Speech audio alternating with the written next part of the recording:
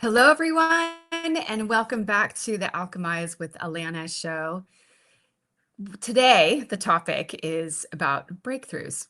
And there's always a moment before a breakthrough where nothing feels like it's working. I've experienced this many times myself.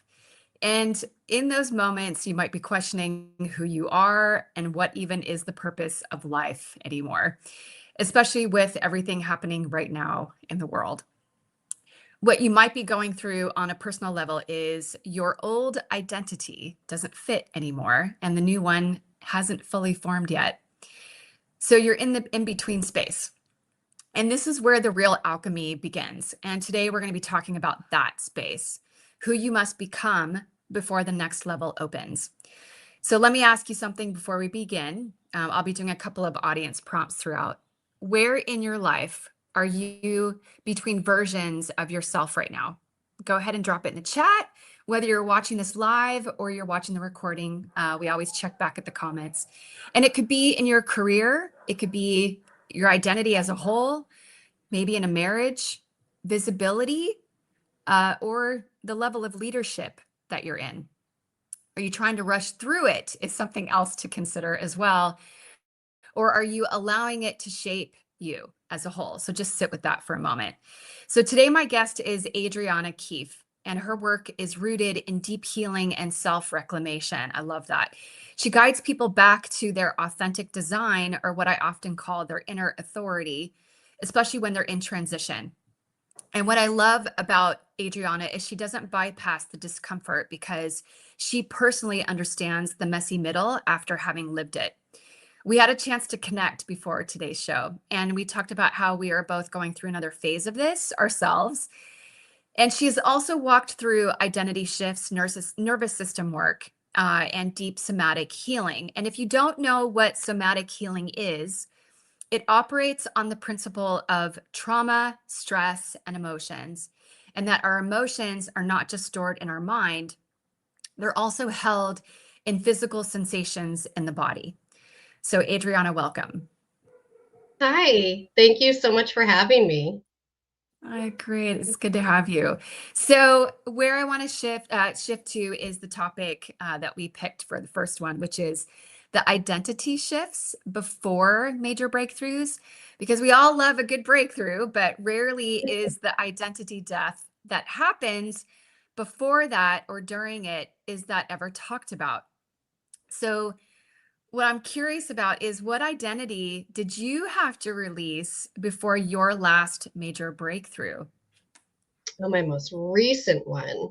This one definitely has to do with allowing myself to receive money easily without feeling Mm. like I have to constantly work and be productive. That is what I'm constantly moving through, yes, but like right now, that is the level that I am transitioning into next. That's so bizarre because that is the exact one that I am working through myself. Yeah. In that, and with that too, I have felt as though, like prior to this, especially the last year and a half to 2 years, and really working on my marketing and my online visibility, is that feeling of constantly chasing. And it was exhausting to me. And so it's the balance of like, how do I still create visibility? How do I still work on my marketing without that energy of constantly chasing and that need to be doing versus me settling into the being of who I am and who I'm becoming? Does that make sense? Oh, yeah. Yes. Very much in it. Yeah.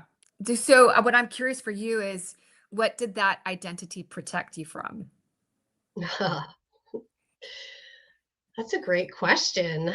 So, well, I think I have to go back a little bit to the first layer of this that peeled back. And this was when I began teaching about human design. And I was first able to debunk the myth that I was taught that we couldn't get paid to do things we loved, that work had to be something we didn't like. And so I was very excited to see that I was doing something that I loved, and I built up the trust muscle that I could do something I loved and get paid to do that. So like that layer pulled back, and that was amazing because that was a big stepping stone for me.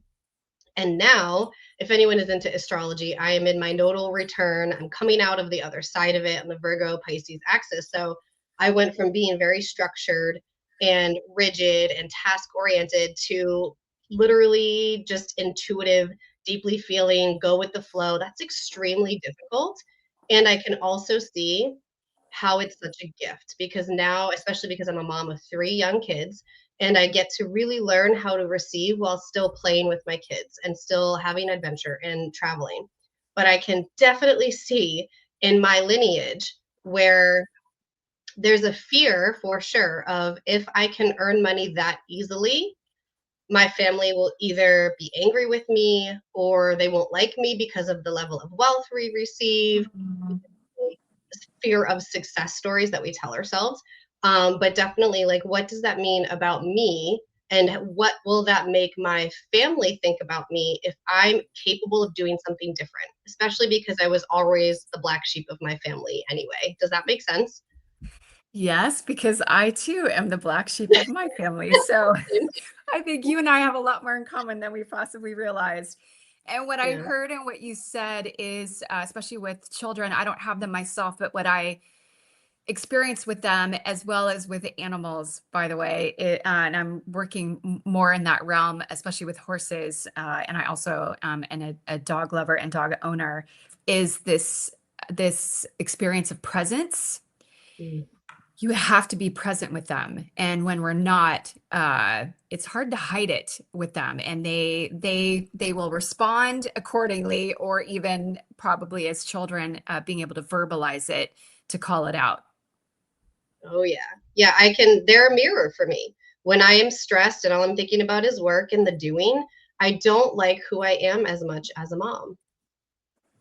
That's interesting. Yeah, yeah. Well, and it's in that mirror, reflection, it can mirror back to us. It's, it's what's not working, what doesn't feel right. We don't always know what to do in that moment because we're emotionally Yeah. responding or reacting. But it's a signal and it's a message, and it's just a matter of, are we paying attention to it? Yes, 1,000%. I just saw Winter in the chat. Adriana's in tune with animals too. Yeah, I went to school for veterinary, and literally there's foster puppies in my house right now, and I am all about you. You connect deeper with animals when you are more receptive yourself.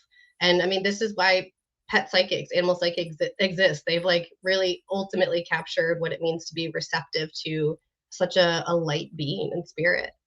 Yeah, because they're sentient, right? They have feelings and perceptions. Although with horses, as I'm learning in my equine coaching training, they don't have a prefrontal cortex. I'm learning about their brain too in comparison to ours.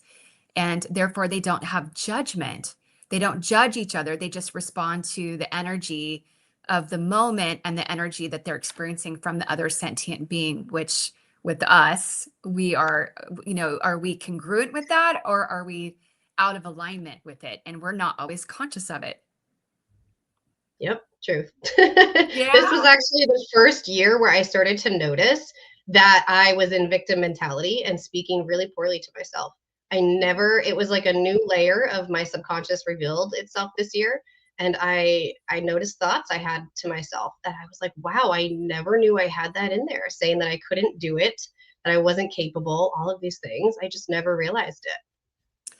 Well, and that victim mentality takes different forms, right? So sometimes it's fraud complex, sometimes it's imposter syndrome, sometimes it's the gremlin, as we sometimes call it in the coaching world, of like the I can't or I'm not enough of something. And then the way it translates into our world experiences, then, then what does that prevent us from doing, achieving, becoming, because we become our own obstacle and we don't even realize it. Yes. Yeah, that's the gift of noticing, doing this. I'm going to say work because it is work. It's making a conscious effort to pay attention to your own awareness. What I love about that too is some of the exercises that we were doing even just this past week in my intensive was especially with horses and with animals. And I think that's an opportunity for us to practice with each other, living soul to living soul, is just the noticing. You said that. So just the noticing and observing, and what's this moment trying to tell me versus making meaning of it or creating a story around it that's not going to serve me, serve our relationship, serve, if we're working together in the work world, the work that I'm trying to accomplish with you. Yes. Yep. I just saw a question of how does one identify a victim mentality? That is That's a good such a great question. question. Yeah. I'm happy to share mine from this year, unless you have something else you want to share. No, you go first. Yeah. So for me this year, I noticed I've always been someone who would write things down, and I preach journaling, but this year was a different type of journaling. It was like consistently writing 2 to 3 pages, just letting thoughts go to paper, and then asking myself questions like why. Like a toddler would just keep asking why. What's the ultimate fear here? Why? And I kept going deeper until I started to realize I was writing down these really terrible things about myself. Like I am just not capable. I was never taught this. I've tried for years and I could never achieve it. And so for me, all of these more subconscious thoughts that after even years of doing my own work didn't surface, they all started to come through with just automatic writing and just keep continuing to ask myself why, what's deeper, what's deeper. I love that. Similarly, because some people, can discover it more easily from writing, right? Getting it out of here and onto paper so that you can look at it. All that to say, some of us can better understand it by just taking that pause, taking a moment, breathing. In those moments, sometimes we forget that we're not even breathing, and asking, where am I feeling this in my body, and how does it feel? Right. So it's like sometimes for me, if I'm feeling the victim mentality, I'm feeling disempowered. But what does that mean? How does it show up in my body? I'm feeling like I can't breathe. I'm feeling frustrated. I'm feeling confused. I don't know what to do in that moment. And that's where it requires me to take a pause and just breathe and compose myself. And then I can, what I also consciously do is I sink back into my heart. And for some, that might sound a little woo woo, but there's actual heart science in that more information travels from our heart to our brain, then from our brain to our heart. It goes this way, and it impacts our parasympathetic nervous system. So in sinking down into the heart and just breathing through the heart, it'll not only settle any energy, but that's where we can get some clarity or insight into what's really going on for me. And then therefore what's causing me to feel like a victim in this moment. Yes. And it definitely showed up like that, those physical symptoms for me for many years before I Mm, was able to put words to it. that's super powerful. So one of the questions I want to ask you too before we go on to the next topic is because of what you do with human design. So you've explored tools like human design and other frameworks, not to label yourself, but to rediscover yourself. So what did these tools awaken in you that, say, maybe traditional self-development didn't? Mm. The problem that I was having with this personal development journey before I found human design was a lot of different mentors and guides would say, "Well, what do you want?" And I was a child of a lot of abuse and a lot of trauma, and I was very disassociated from my body. And when someone asked me what I wanted, I had no idea.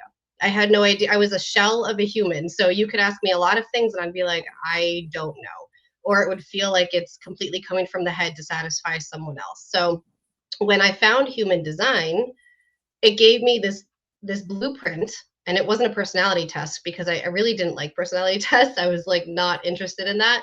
But I just input my birth information, and it said all these things about me that I knew were true about me as a child. That I was this rambunctious, too big, too much kind of energy. I love to jump from thing to thing. And when that resonated with me, I thought for the first time in my life that I felt understood and I had a place to start. So for me, having that starting place of my human design, and it doesn't matter the tool, it could be astrology, numerology, doesn't matter what it is, but having a place to look at, well, I'm designed this way. How can I allow myself to feel safe in coming back to being this way?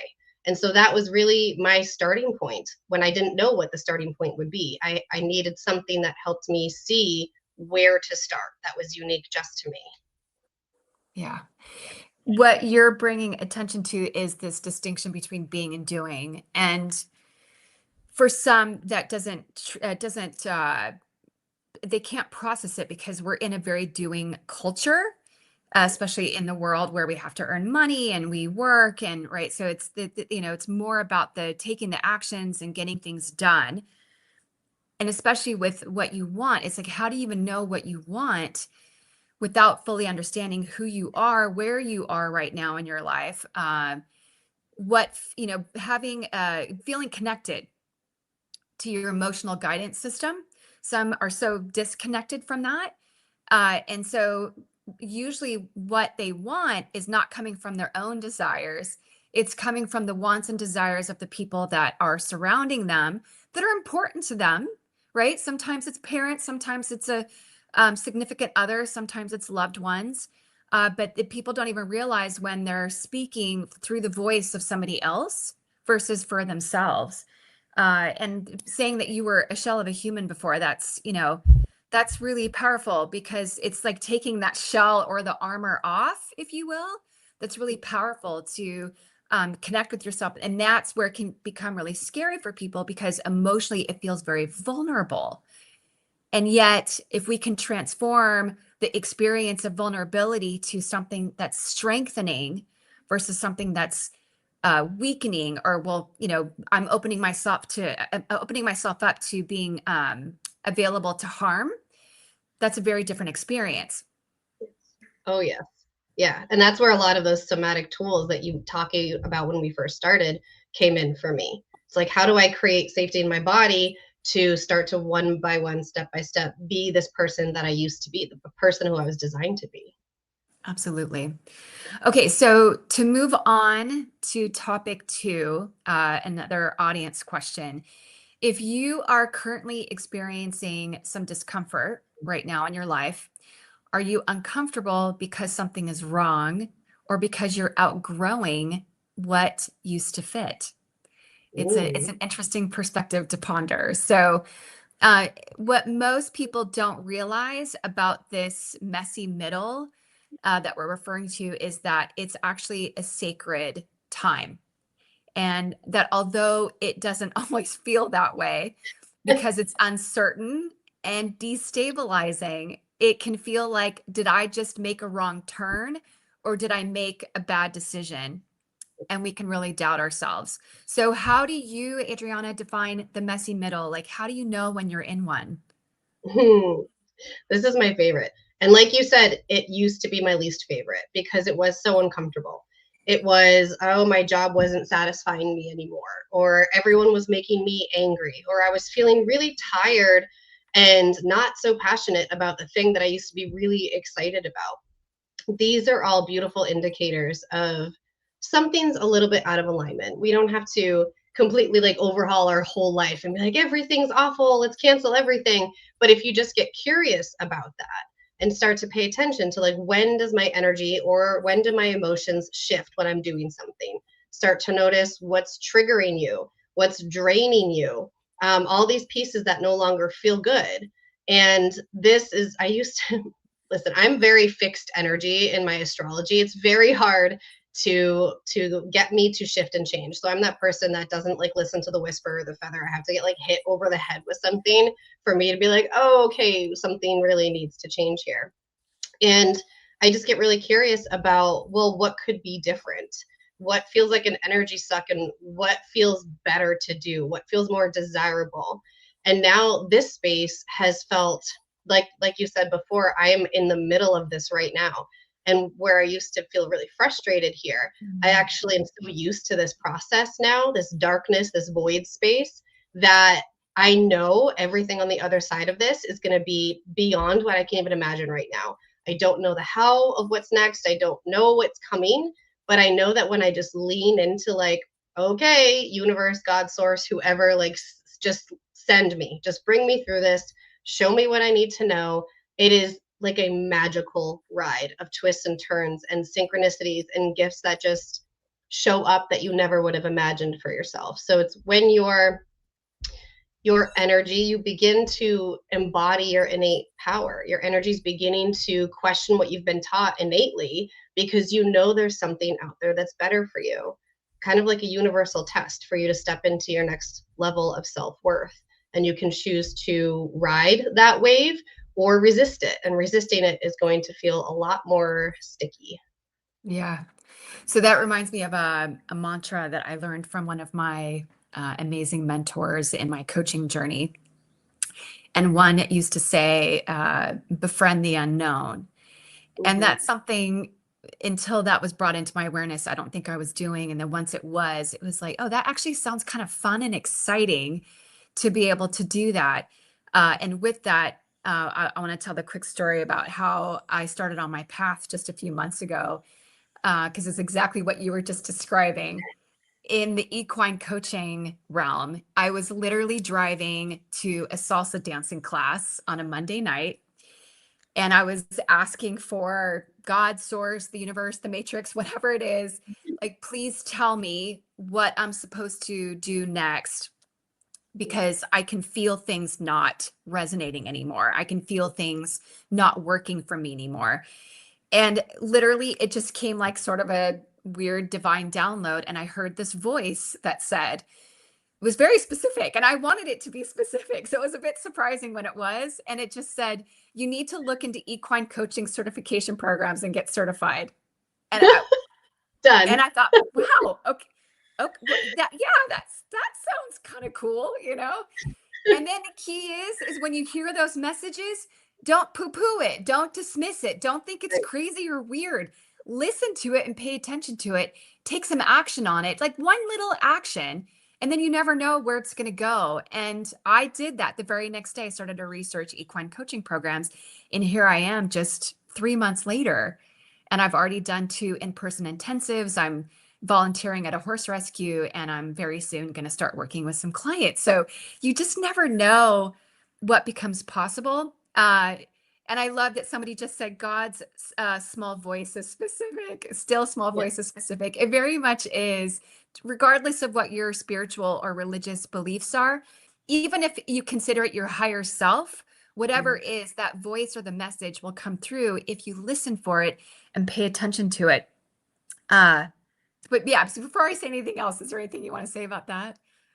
Oh, I would just say, like, this is such a transformative place to be in. If you are in this right now, this is where you get to learn new ways to create, new ways to channel energy or begin to channel energy if you don't even know what that means. Like, play, have hobbies that you haven't done in years. Literally, nothing is going to be as you expected or wanted it to go. So, if you just decide to let go and follow what's currently lighting you up or making you curious in the moment, that's where the magic lies. It's always this or something better. And I'm very excited to see what's coming for me because I have no idea. Yeah, now yeah, exactly. You know, because the thing I've observed this happening for other people, and I kept thinking, well, I want that. I want that to happen for me. I want to experience that moment. And Mhm. boom, there it was. And I often say all in divine timing, we can't force it. We just need to Yeah. let it come while we still stay in action, but be open and clear. And the more that we can connect with ourselves, and really understand, am I just staying on the hamster wheel because I think I should? That's where things can really open up. And really quick, I want to address a question. Somebody said, I'd like to know, how do you rebuild trust in yourself after years of outsourcing your desires to others? That's really profound. And that's, again, I'm not a parent, but I see this with a lot of parents and leaders, by the way, who are in essence kind of compromising or sacrificing themselves, their own careers. And so first is the recognition that you're doing it. It's simple as that. That's what can create that immediate pivot to kind of going, okay, I see that I'm doing that, and then giving yourself permission to do it differently. So if I wasn't outsourcing my desires and I looked inward to see what my own desires are, what comes to mind, or what comes through to my heart, it can start with that. So I hope that answers that question. Yeah. So do you want to say anything about that? Oh, I could say a lot about that. What's coming to mind immediately is that is exactly why I'm all about human design, because that's what it did for me. It taught me to trust myself. That plain and simple. It was like, how can you just play with the universal energies? How can you learn how to connect to your body? Because I did not feel my body. And if you can't feel your body, you can't feel your inner authority. So being able to connect back down and just start making the decisions and trusting that it's all a part of my journey. I mean, is any of this real anyway? It is Right. all just We have no, yeah, just we don't play, just have know. fun, make decisions, learn the lessons. You're supposed to learn hard lessons. So even if things don't go as planned, this is probably part of your path anyway. So, two more questions before we move on to topic three. One is, I'm curious from your standpoint, why do you think so many high achieving women, although this can sometimes apply to men too, rise quickly and then crash financially or emotionally? So, why do you think that happens? Yeah. First, I see a lot of women who are building businesses, building, climbing the corporate ladder, whatever it is, based on what they thought they were supposed to do. We're taught to go to college and stay in that same job or career or industry until we retire and then die.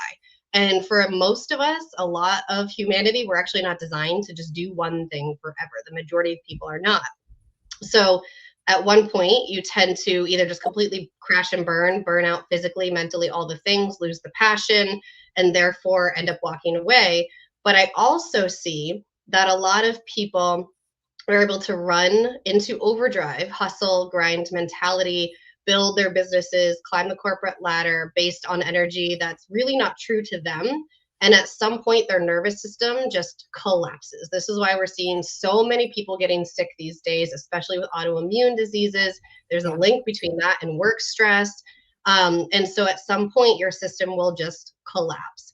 And if everything that you've built has not been authentic to not just your own heart and desires and what you're designed to do and be, but if it's also just not authentic to your physical body and the amount of energy that she actually has to give to work every single day, then the business, whatever it is, cannot sustain.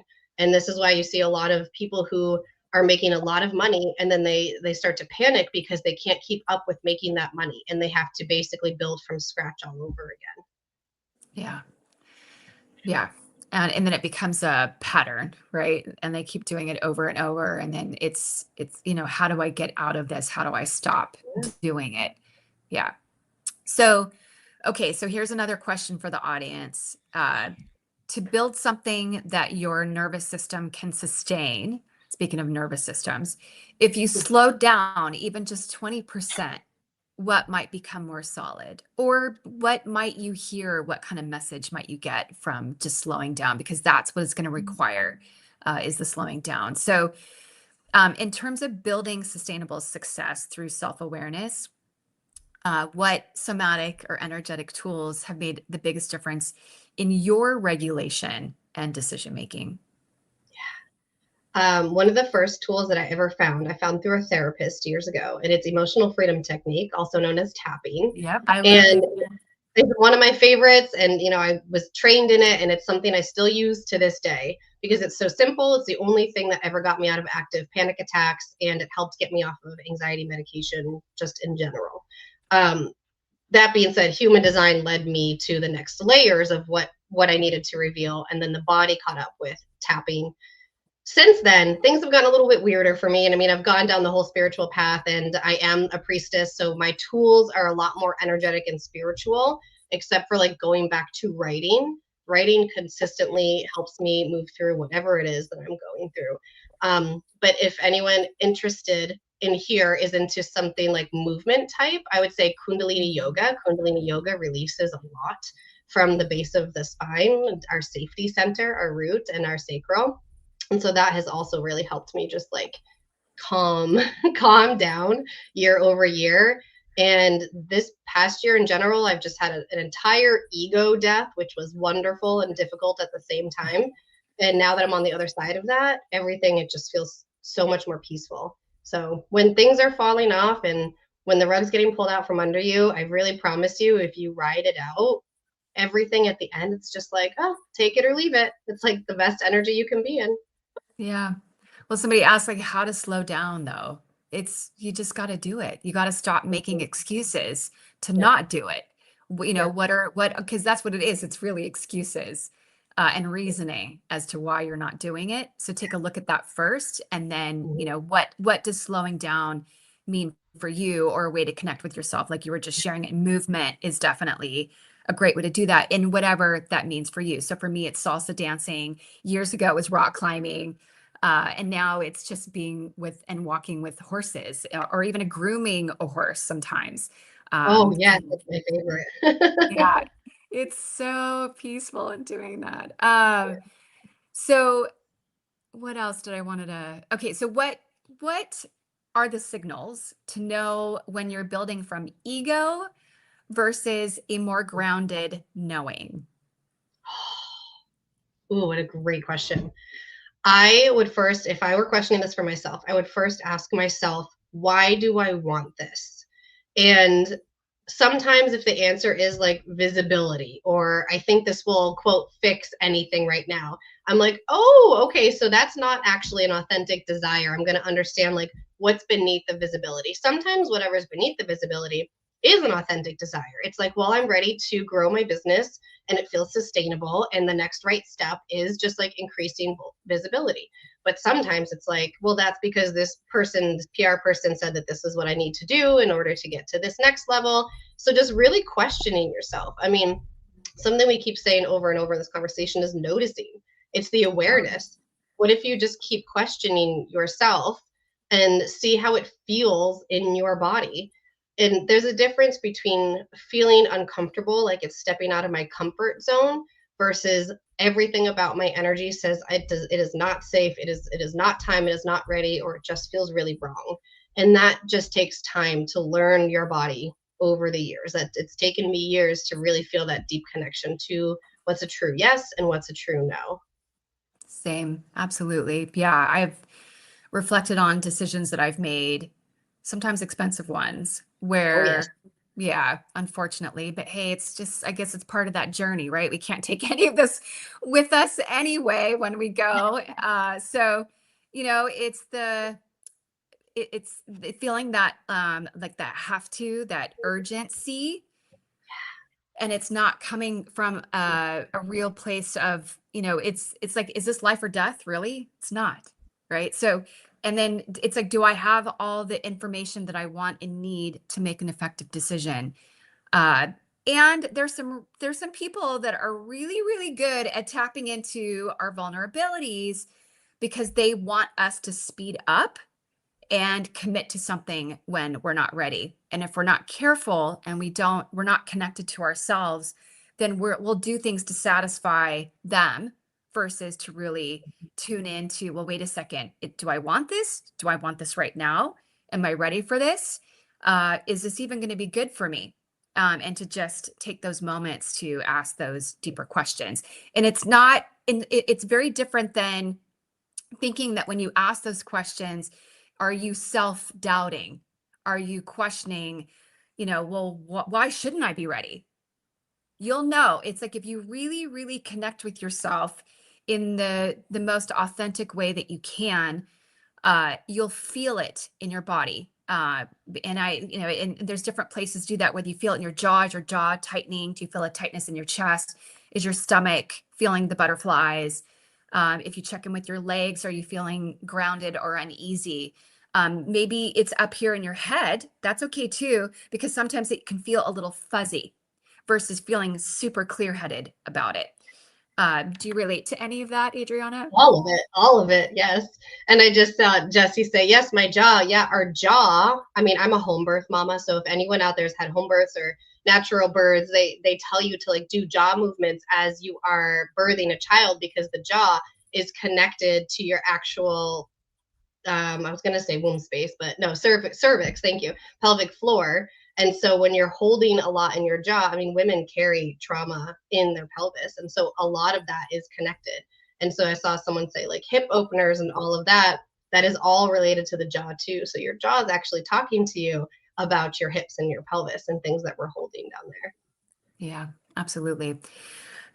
Okay, so I know there's some other questions in the chat that I wish we had time to address, but I'll come back to them later. after, because I know you have to get going and go pick up your little ones. So something that I want to pause here for a moment, though, because of what we're talking about in terms of this messy middle and the nervous system recalibration. This is exactly why I created my resolve session. And I recently worked with a client that I partnered with over time, but it's something that shifted for her in just one session. She had been struggling with a complex relationship at work. She was feeling unappreciated by a skip level leader, feeling judged and feeling like no matter what she did or how she did it, that it was never enough, even though she knew she was competent and that she was respected by her direct leader. She would still have these feelings from those interactions of just kind of feeling physically sick. So speaking of those in-body manifestations, she'd experienced it in her jaw. She said she felt she had sweaty palms, or that her body temperature would get dysregulated. I feel that way too sometimes. So she wanted to shift it from, how do I get her to respect me, to stop telling herself the same story. And she admitted when she was scanning for a negative signal that, kind of like in a performance review or 360s or in surveys that we have to do in the work world, it's obsessing over that one negative comment versus also looking at the 49 other positive ones. And she realized this isn't about me. And although that might sound simple, she shared how she could feel the difference in her body. She said it was night and day. She used to feel sick. Now she feels grounded, open, lighter, and doesn't feel like she's carrying everyone else's judgment on her shoulders. So that's the profound effect that this can have. And so if that resolve session sounds appealing to you, reach out and contact me. Okay. So in these last few moments, Adriana, I want to ask you a couple of rapid fire questions, if I may. You ready? Yes. Okay. One word or short phrases. Ready? Okay. A belief that you've outgrown in the last year. Oh, well, I'm in the middle of it. I was going to say that money has to be hard. Certain amounts of money. I would say certain amounts of money that has to be hard. I love it. A practice that regulates you quickly.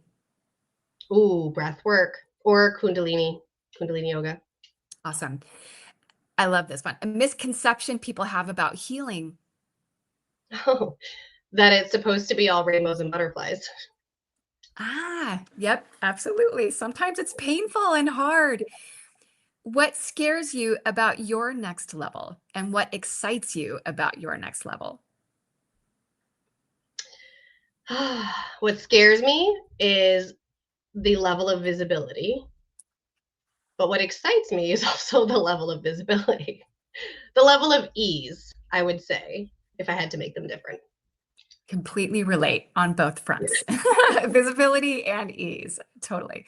Okay, one word. This is the last one. One word for this season of your life. Power.